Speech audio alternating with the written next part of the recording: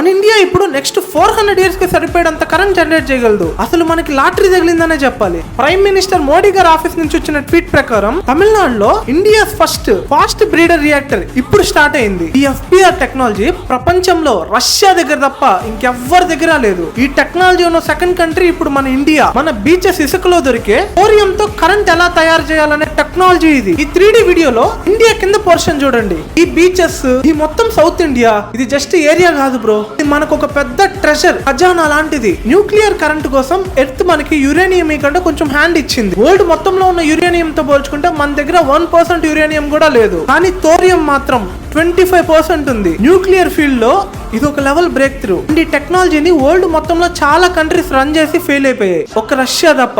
ఇప్పుడు ఈ టెక్నాలజీ ఉన్న సెకండ్ కంట్రీ మన ఇండియా. దీనిపైన మీ ఒపీనియన్ ఏందో ఖచ్చితంగా కామెంట్ చేయండి. ఇలాంటి నేషనల్ అండ్ ఇంటర్నేషనల్ ఇష్యూస్ ప్రపంచంలో ఎక్కడ జరిగినా 1 minute లోపు మీకు అర్థమయ్యే భాషలో మీ ముందర పెట్టేస్తా. అండ్ అది పెట్టగానే మీ దాకా రావాలంటే ఇప్పుడే వీడియోకి లైక్ చేసి కింద కనిపిస్తున్న సబ్స్క్రైబ్ బటన్ నొక్కి పెట్టేసుకోండి.